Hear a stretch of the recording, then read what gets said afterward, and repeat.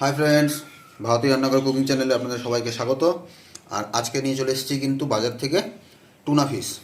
আর tuna fish কিন্তু হালে খুব বেশি ফেমাস হয়ে গেছে। আর এটা একটা সামুদ্রিক মাছ, আপনারা সবাই জানেন। তো আজকে এই মাছ রান্না করি আপনাদের দেখাবো। তো মাছটা আমি এখানে কিন্তু 4 পিস মাছ নিয়ে নিয়েছি, যা ধুয়ে পরিষ্কার করে নিয়েছি। আর এখন মাছটা ম্যারিনেট করবো। ম্যারিনেট করার জন্য প্রথমে দিয়ে নিচ্ছি হলুদ গুঁড়ো, তারপর দিয়ে নেব কাশ্মীরি লাল লঙ্কার গুঁড়ো,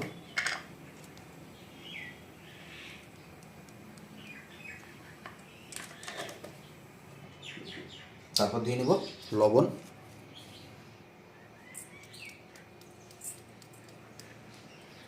আর সবশেষে দিয়ে নেব গোলমরিচের গুঁড়ো।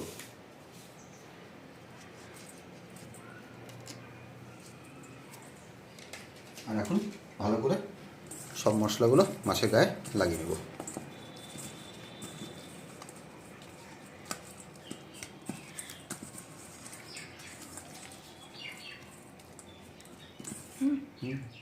আর আমরা এখন রেসিপিটা শুরু করব। আর তার জন্য আমি কিন্তু কড়াইয়ে দিয়ে নিচ্ছি সরষের তেল।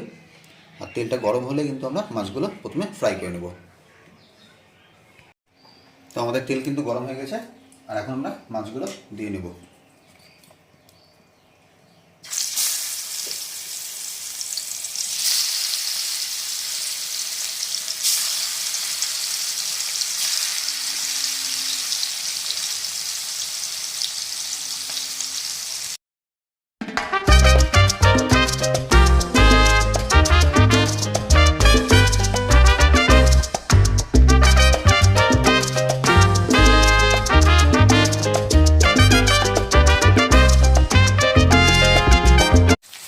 তো আমাদের মাছ কিন্তু ভাজা হয়ে গেছে। আর এখন আমরা মাছগুলো উঠিয়ে একটা পাত্রে রেখে দেবো।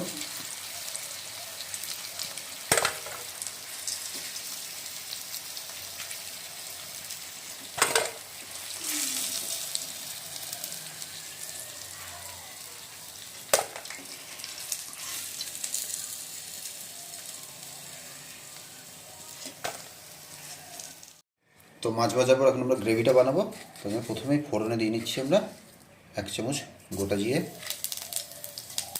আর তার সাথে দিয়ে নেব 2টা শুকনো লঙ্কা। এখন দিয়ে নেব আগে থেকে কেটে রাখা 1.5টা মিডিয়াম সাইজের পেঁয়াজ।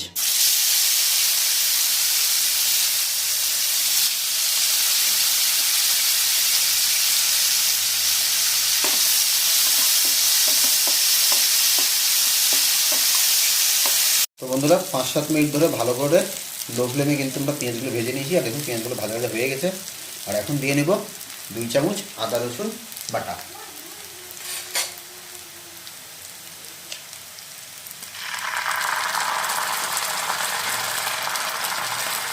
আর আদা রসুন বাটাটাও আমাদের ঠিকমতো কষিয়ে নিতে হবে যতক্ষণ আদা রসুনের কাঁচা গন্ধটা না চলে যায়।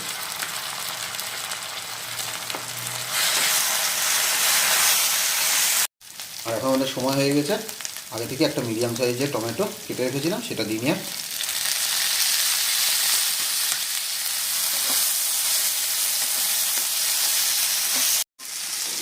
আর এখন দিয়ে নেব উপর থেকে লবণ সামান্য, যাতে টমেটোগুলো তাড়াতাড়ি গলে যায়।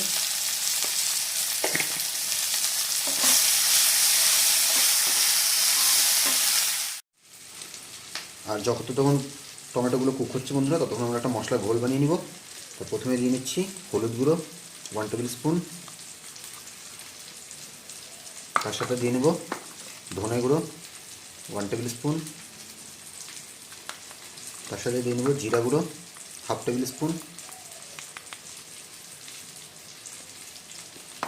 দিয়ে নেব কাশ্মীরি লাল লঙ্কার গুঁড়ো কালারের জন্য 1 টেবিল স্পুন।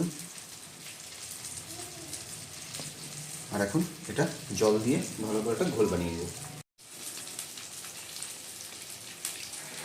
ঠিক এইভাবে, এতে কী হবে, আপনার মশলাগুলো জ্বলে যাওয়ার সম্ভাবনা কম হয়ে যায়।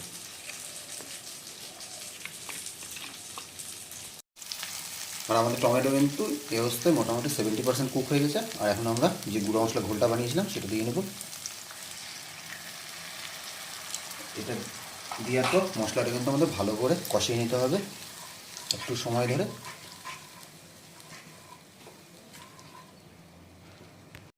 তো বন্ধুরা মশলা কিন্তু একদম কষানো হয়ে গেছে দেখুন। আর প্রথমে মশলা কালারটা হলুদ হলুদ ছিল, এখন কিন্তু পারফেক্ট যেটা মশলা কালার হয় সেটা চলে এসছে পুরো ব্লেন্ড হয়ে। আর এখন দিয়ে নেবো আমরা পরিমাণ মতো জল। আমি খুব বেশি জল ইউজ করবো না, কারণ আমি একটা সেমি গ্রেভি বানাবো।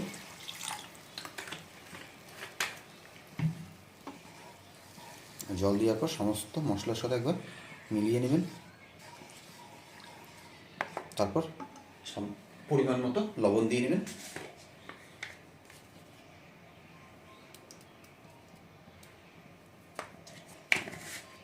এবার আমি 2 থেকে 3 মিনিটের জন্য এটা ছেড়ে দেবো, ঝোলটা যাতে ফুটে উঠে।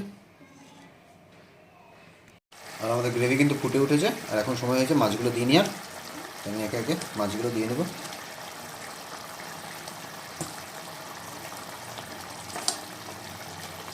আর মাছগুলো দেওয়ার পর আমি একবার মাছগুলো সঙ্গে সঙ্গে উল্টিয়েও দেবো।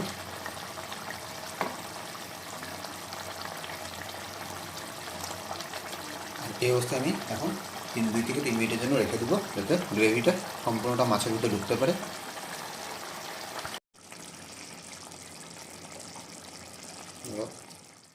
তো আমাদের টুনা ফিশের কারি কিন্তু অলমোস্ট রেডি হয়ে গেছে। আর এখন এটা শেষ করবো আমি উপর দিয়ে ধনেপাতা দিয়ে।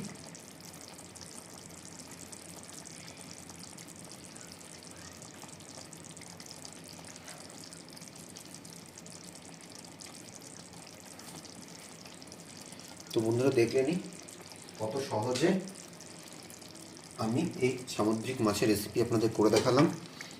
তো যদি ভিডিওটা ভালো লেগে থাকে তাহলে লাইক করতে ভুলবেন না, কমেন্ট করে অবশ্যই জানাবেন যে এরকম ভিডিও আপনারা আরও দেখতে চান কি না। আর যদি কোনো নতুন বন্ধু চ্যানেলে এসে থাকেন অবশ্যই সাবস্ক্রাইব করে আমাদের পাশে থাকবেন। তো আজকের জন্য টাটা, দেখা হচ্ছে পরবর্তী কোনো ব্লগে।